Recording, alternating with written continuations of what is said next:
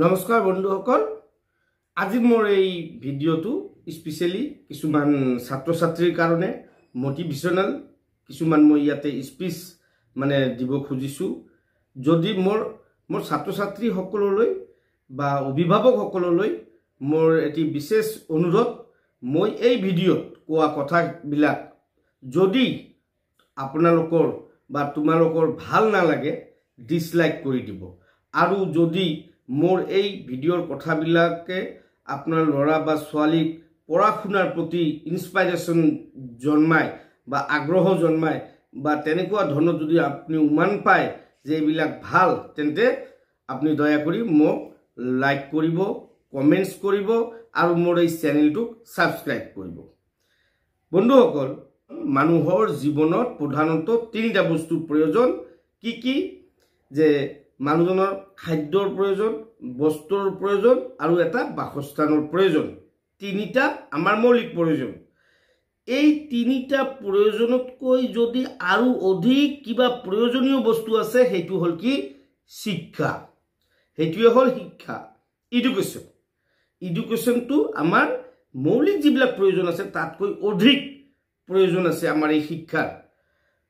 তোমাৰ লগত আজি হয়তো বহুত টকা থাকিব পাৰে, সেই টকাৰে তুমি ধন ৰত্ন সোণ বিভিন্ন ধৰণৰ মূল্যৱান সামগ্ৰী ইত্যাদি কিনি ৰাখিব পাৰা, কিন্তু সময়ৰ গতি এটা সময়ত সেই বস্তুবিলাক তোমাৰ পৰা হেৰাই যোৱাৰ এটা চান্স আছে। কিন্তু শিক্ষা এনেকুৱা এটা বস্তু, এডুকেশ্যন এনেকুৱা এটা বস্তু যিটো কোনেও তোমাৰ পৰা কাঢ়ি ল'ব নোৱাৰে। মহান ব্যক্তিসকলে কয় যে নলেজ এনেকুৱা এটা ইনভেষ্টমেণ্ট যাৰ ৰিটাৰ্ণ তুমি জীৱনৰ শেষ দিনলৈকে পাই থাকিবা। মহান ব্যক্তিসকলৰ কিছুমান উক্তিত আমি এনেকুৱা ধৰণৰ কথাবিলাক আমি পাওঁ যে নলেজ, জ্ঞানটো এনেকুৱা এটা ইনভেষ্টমেণ্ট যাৰ ৰিটাৰ্ণ তুমি জীৱনৰ শেষ দিনলৈকে পাবা। শিক্ষাবিদসকল, বিভিন্ন ধৰণৰ চিন্তাবিদসকল, তেওঁলোকে শিক্ষা সন্দৰ্ভত বিভিন্ন ধৰণৰ আলোচনা কৰিছে যে শিক্ষাই মানুহৰ জীৱনৰ মূল।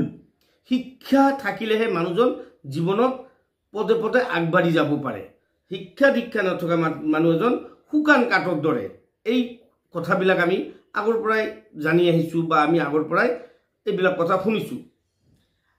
শিক্ষাই জীৱনত আপোনাক পদে পদে বিভিন্ন দিশত আগবঢ়াই দিব।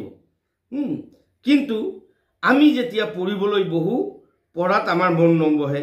আজিৰ পৰা আমি কালি পঢ়িম বুলি কিতাপ পত্ৰ থৈ দিওঁ। এনেকৈ আজিৰ পৰাটো কালি পঢ়িম, এই কালিটো আৰু কেতিয়াও নাহে। আজিৰ পঢ়াখিনি মই কালি পঢ়িম, এই কালিটো আৰু কেতিয়াও নাহে। গতিকে আজিৰ কাম আজিয়ে শেষ কৰিবলৈ যত্ন কৰা। যদি জীৱনত উন্নতি কৰিব বিচাৰিছা, উন্নতি কৰিব খুজিছা, আজিৰ কামখিনি, আজিৰ পঢ়াখিনি আজিয়ে তোমালোকে পঢ়িবলৈ যত্ন কৰা। কাইলৈ নথবা, কাইলৈ কেতিয়াও নাহে।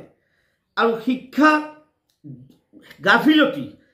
গাফিলতি কৰি ফাঁকি দি কোনোমতে পাছ কৰি পেলাই জীৱনত কোনোমতে পাছ কৰিলোঁ, কিবা এটা পালোঁ বা নাপালোঁ, কাৰো বাবে গোটেই জীৱনটো মই অতিবাহিত কৰিলোঁ, কৰাৰ পিছত মই চাইলেণ্টলি এই দুনিয়াৰ পৰা, এই পৃথিৱীৰ পৰা বিদায় মাগিলোঁ, মোক কোনেও চিনি নাপায়।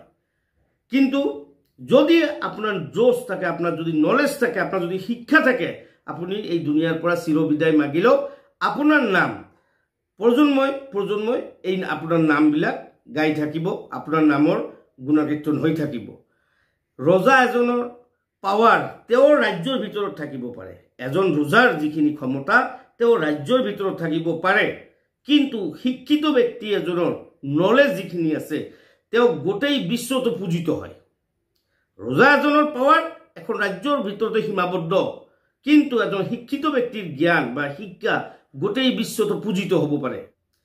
শিক্ষাৰ কিমান এটা, তুমি নিশ্চয় ভৱিষ্যতে কিবা ডাঙৰ হোৱাৰ কল্পনা কৰিছা, কিবা ডাঙৰ মানুহ হোৱাৰ প্ৰচেষ্টাত আছা। যদি তেনেকুৱা ধৰণৰ তোমাৰ কিবা কল্পনা থাকে, গতিকে তুমি এইখিনি সময়ত তোমাৰ যিবিলাক কাম কাজ আছে তুমি সেইবিলাক বাদ দিয়া।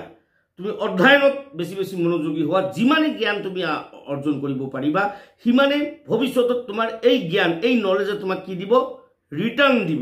ৰিটাৰ্ণবিলাক দিব। যিবিলাক তুমি ইনভেষ্ট কৰিবা, জ্ঞান যিবিলাক ইনভেষ্ট কৰিবা, শিক্ষা যিবিলাক ইনভেষ্ট কৰিবা, তুমি মৃত্যুৰ আগমুহূৰ্তলৈকে সেই ইনভেষ্টবিলাক পাই থাকিবা। কোনো বস্তু তেনেকুৱা গেৰাণ্টি নাই, কিন্তু শিক্ষাৰ ক্ষেত্ৰত সেই গেৰাণ্টিখিনি আছে। আজি তোমাক যিসকল মানুহ ইগনোৰ কৰিছে, তোমাৰ যেতিয়া শিক্ষাৰ নাম গুণ যশ তোমাৰ যেতিয়া ওলাই পৰিব, তুমি যেতিয়া ডাঙৰ হ'বা, সেই মানুহবিলাকে তোমাক আইডল হিচাপে ল'ব।